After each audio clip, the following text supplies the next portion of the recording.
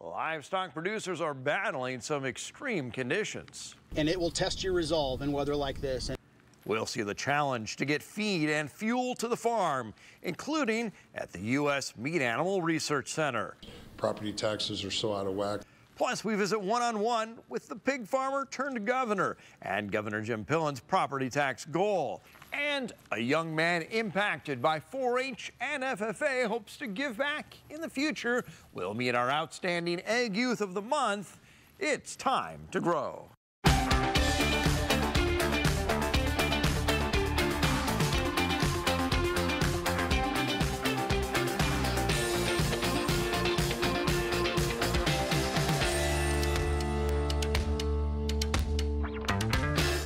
Some folks taking the road less traveled through the snow. Welcome to Grow. Some folks having to plow their own way to get feed and fuel to the farm. If you have immediate needs, the State Department of Agriculture is gathering information from producers to help prioritize livestock assistance needs. The number to reach out is 800-831-0550. It may seem like Nebraska is shut down, but not so for those who work with livestock. I have 3 pieces of equipment that I have to start every day. And that equipment doesn't want to work with conditions as bad as anything Chad Engel has seen in at least 15 years. It does wear on you, and it's also very dangerous work. The livestock operational lead at a government research farm, Engel's team has been caring for cattle and sheep in wind chills of up to 40 below. Our crews have to maintain these roads and open these up for our livestock crews to get here. Moving snow is also an issue for pig farmer Walt Trout, trying to make sure the feed truck can get in. The biggest issue is just getting here and making sure that they're fine, but everything's automated inside. While we weren't able to go in on this day, Walt says the temp is in the 70s. The pigs are running around enough, creating enough heat, so it's more ventilation and getting the excess heat out of the building. Cattle depend on windbreaks, and the team at the U.S. Meat Animal Research Center doubles the feed, knowing cattle need more energy, and it may take longer to get feed where it needs to go. And it will test your resolve in weather like this and make you maybe question some of your career choices when you're out here freezing. But it's very rewarding when you see those cattle come up and eat and you get those machinery running. He used to think anything below 0 was bad, but his view has changed. It is better today at 0 than it was at 19, 20 below yesterday. And you know, you really have to be in a 40 below wind chill to appreciate it, to appreciate the danger of it, to appreciate how quickly it can take it out of you. When cattle have snow on their backs, it shows their thick coats are working and they're not losing heat.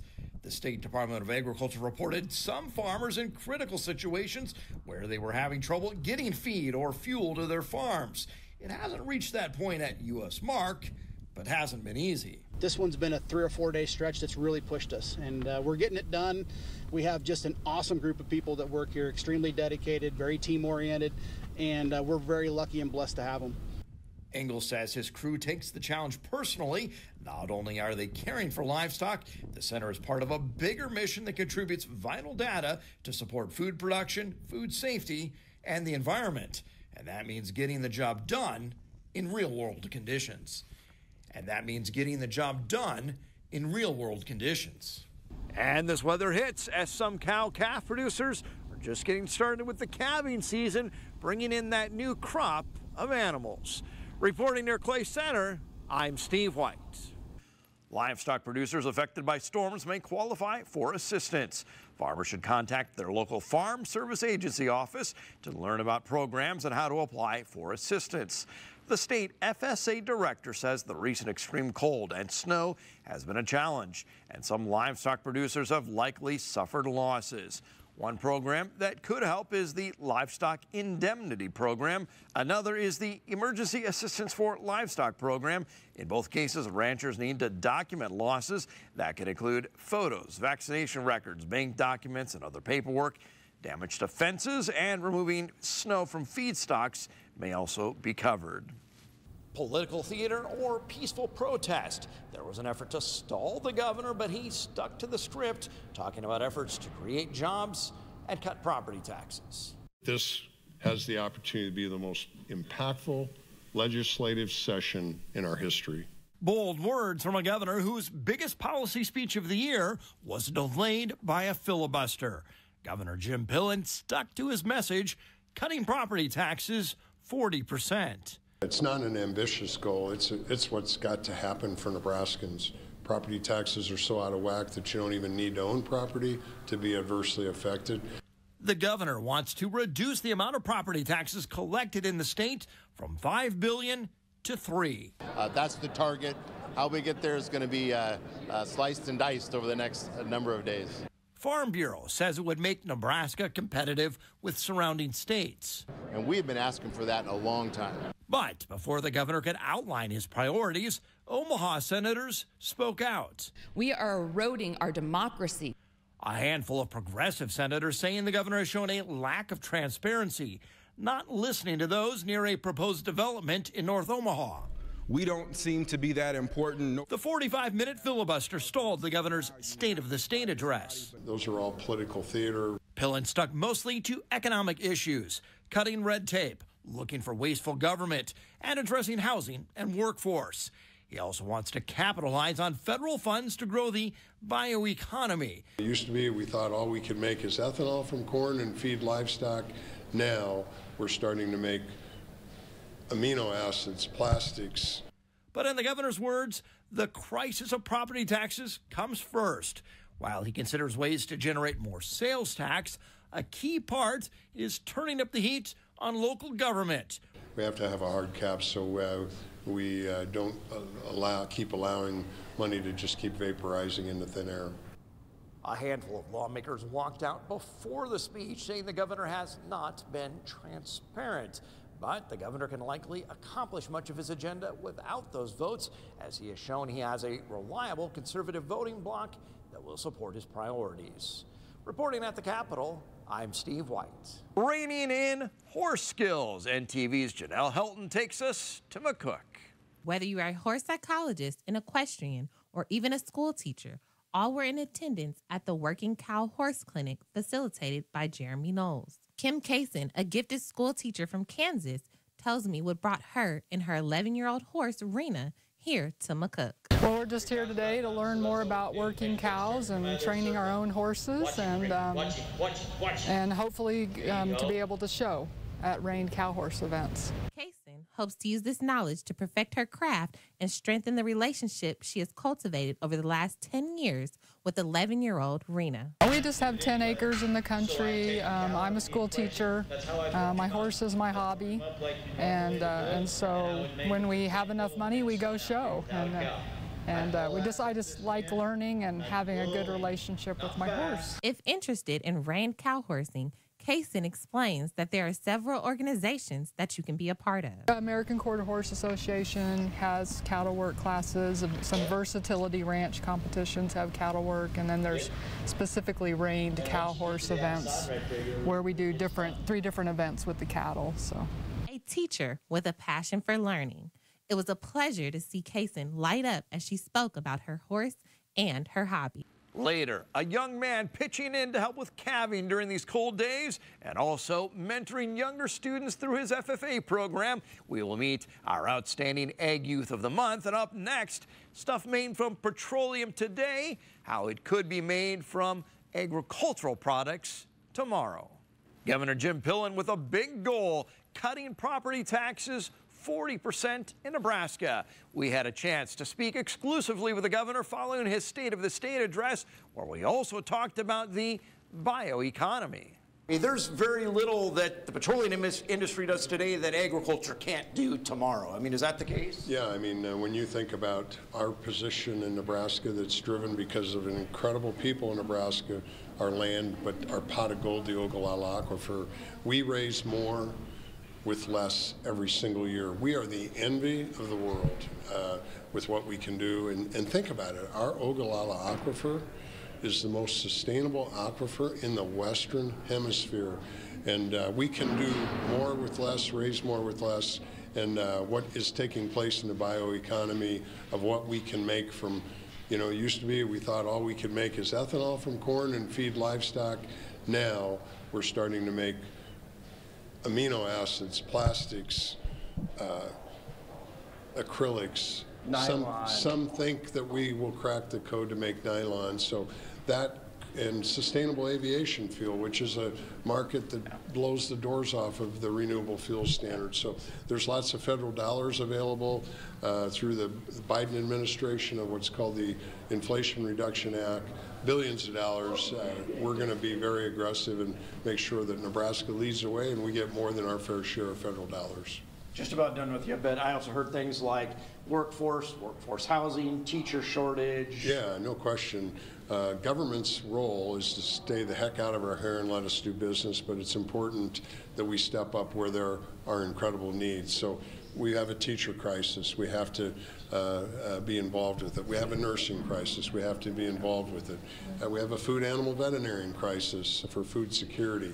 Those are all issues. Workforce. We proposed $25 million for rural workforce development in the metropolitan areas.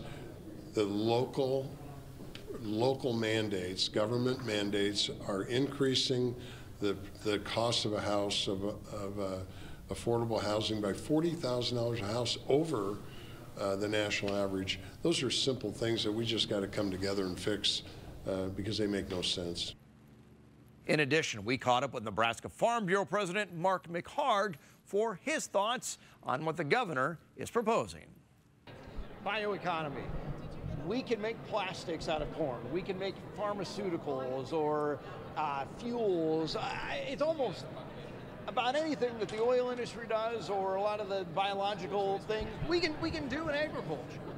Well, when we can take organisms and we can really do almost anything with organisms that you can do with petroleum, that's a pretty significant deal. And so both from environmentally, sustainability, that we can do that, we can grow it, we can capture the sunlight, we can use our Ogallala aquifer that is being replenished well in Nebraska, and we can grow products. It's just going to add to the economy that we can participate in Nebraska, and really ag economy is going to be on the front step of that. Are there some specific steps, though, that we need to take to make sure that we're going to be at the front of the line ready to capitalize? Well, the governor talked about it as we think about bringing companies in. We would love to have Nebraska companies start investing in these types of things versus maybe foreign ownership. And I would agree with that. We've got some really capable people in Nebraska. Let's figure out how to take a regulatory burden off. Let's figure out how to incentivize them, keep them in Nebraska, grow Nebraska economy. Housing. People might not necessarily connect that to agriculture, but that is linked there. You know, workforce, getting workforce is just as big. Ag's the #1 industry in Nebraska, so we're one of the largest employers. We need people to work our farms and ranches and on our processing plants. To do that, we have to have housing. Appreciate the governor's nod to putting more dollars into workforce development housing. That's very, very important, especially as we look in our rural communities, just the difficulty of getting builders and having the capital to do that. That will help continue that trend of building out so people can come, own their home. The #1 way to build wealth in America is to get people in their own home, and this will help do that. The weatherman has not been so popular lately, but we're going to check in with Chief Meteorologist Tim Wright coming up next to see what's in store with the cold and snow.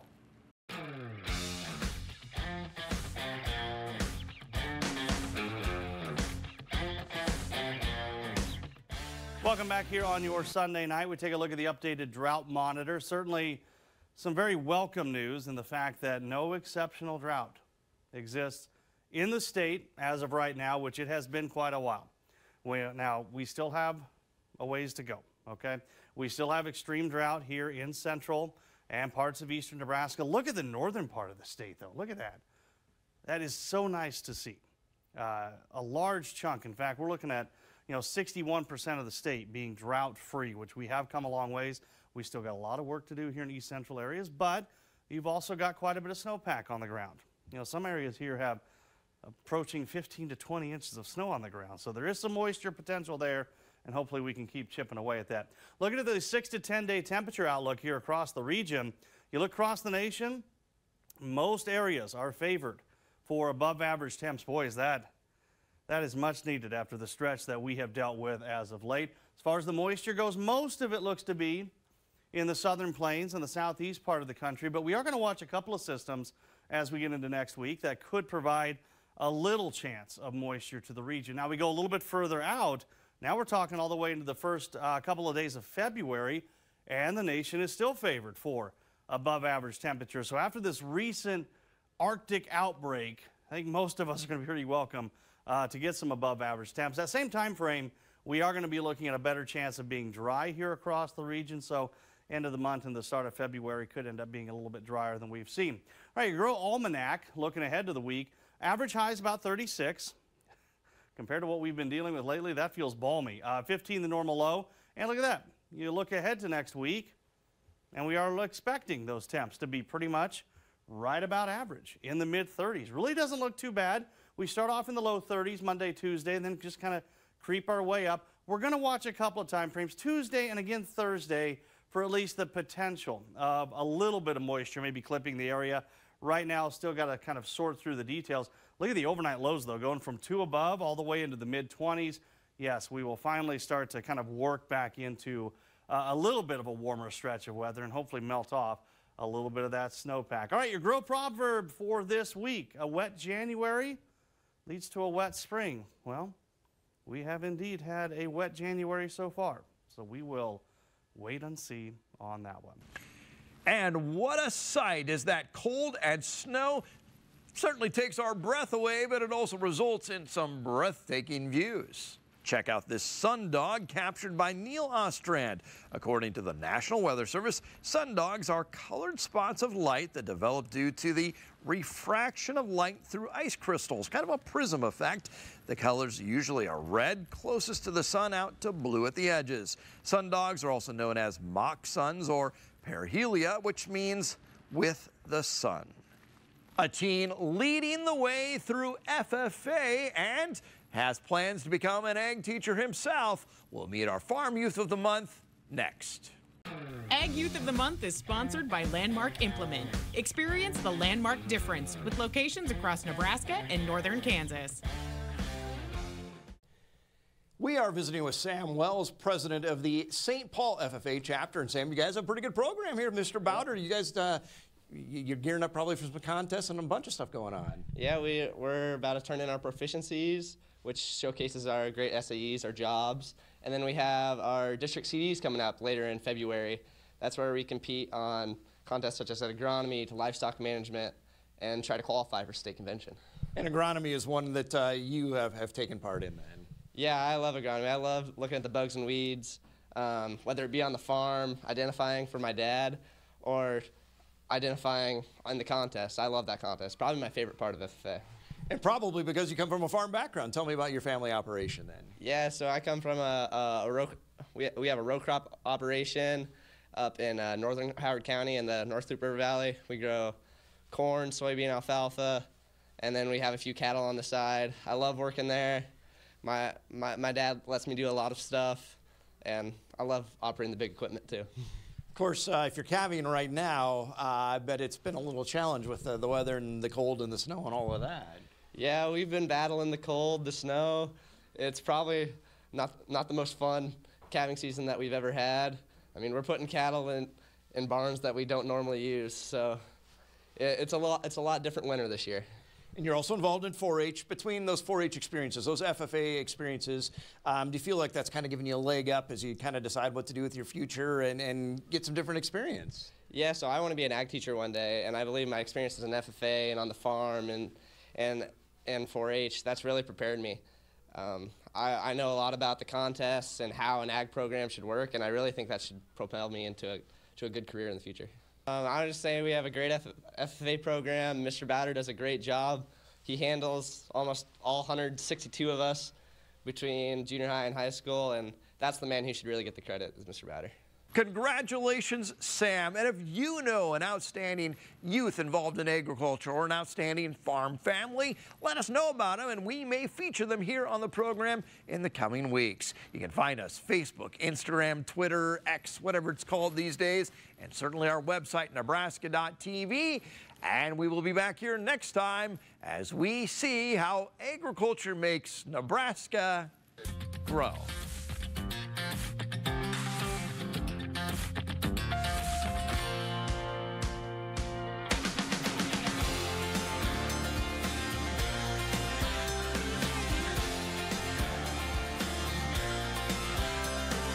NTV's Grow is brought to you by Aurora Cooperative. Tougher together, Aurora and you.